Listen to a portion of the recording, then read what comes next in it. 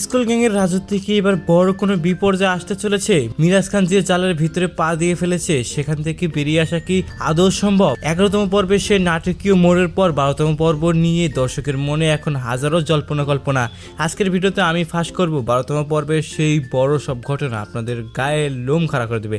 তাই ভিডিওটি একদম নাটনের শেষ পর্যন্ত দেখতে থাকুন। বন্ধুরা, ভিডিওটি শুরু করার আগে ছোট্ট একটি অনুরোধ, যারা চ্যানেলটি সাবস্ক্রাইব করে না সাবস্ক্রাইব করে দেবেন এবং ভিডিওটি ভালো লাগলে অবশ্যই লাইক করে দেবেন। 12তম পর্বে আমরা দেখতে পাবো মিরাজের সেই চেনা মাস্টারমাইন্ড রূপ। শত্রুপক্ষ যখন ভাবছে তারা মিরাজকে চারপাশ থেকে ঘিরে ফেলেছে, ঠিক তখনই মিরাজ তার সব থেকে বড় টুরেপের টাস্কটি চালবে। এই পর্বে হয়তো আমরা দেখতে পাবো গ্যাং এর কোনো পুরনো সদস্যের হঠাৎ এন্ট্রি, যা পুরো যুদ্ধের সমীকরণ বদলে দেবে। তবে সব থেকে বড় চমক হতে পারে বিশ্বাসঘাতকতা নিয়ে।